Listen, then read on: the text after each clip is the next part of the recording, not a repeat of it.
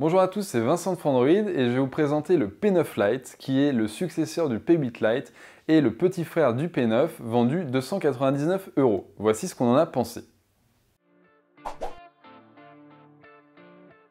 Alors au niveau du design, le P9 Lite reprend la coque en unibody de son grand frère le P9, mais ici le métal laisse sa place à un plastique un petit peu moins haut de gamme, même si on apprécie la sensation par rapport au P8 Lite qui fait un peu plus sérieux ici. On a tout de même une petite surface en verre en haut du téléphone, qui est appréciable, juste à côté du capteur photo et du capteur d'empreinte digitale. D'ailleurs, ce capteur d'empreinte digitale est très fiable et très rapide, il n'y a quasiment pas d'erreur et le déverrouillage est instantané quand on pose le doigt dessus.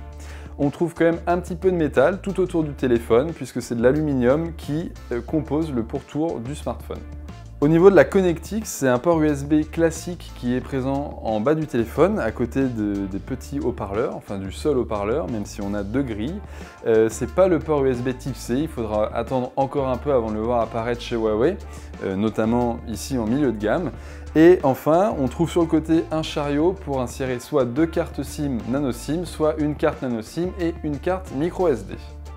Pour l'écran du P9 Lite, Huawei est passé à la technologie IPS. Ici, la diagonale fait 5,2 pouces contre 5 pouces pour le prédécesseur, le P8 Lite, mais on gagne en définition puisqu'on passe du HD au Full HD et donc on a une finesse d'affichage beaucoup plus fine et c'est plus agréable de surfer sur Internet, sur les sites notamment non adaptés au mobile, avec ce type de définition. La colorimétrie est à revoir, mais on apprécie quand même une bonne luminosité et un bon contraste qui facilite la lecture de l'écran en plein soleil.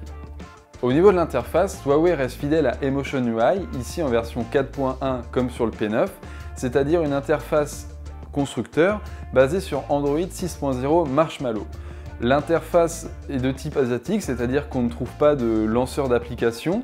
Tout est sur le bureau, il faudra donc créer des dossiers histoire de ne pas trop encombrer les écrans. Le tiroir des notifications est un peu spécial, même si on le connaît déjà avec Emotion UI, tout comme la barre de réglage rapide.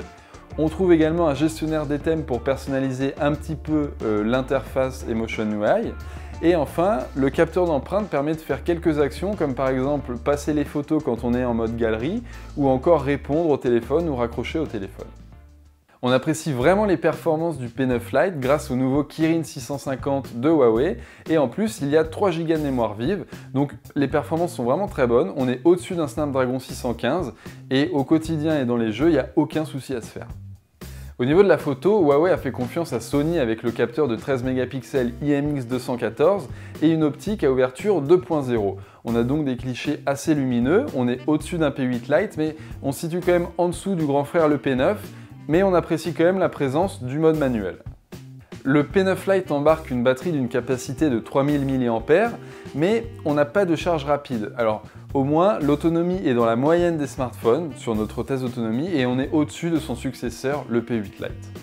Alors le P9 Lite est vraiment un excellent smartphone doté d'un très bon rapport qualité-prix, surtout par rapport à son prédécesseur le P8 Lite puisqu'il évolue sur de nombreux domaines. Toutefois la concurrence est assez rude sur le segment des 300 € puisqu'on trouve le Galaxy A5 de Samsung qui est supérieur sur tous les domaines excepté pour les performances.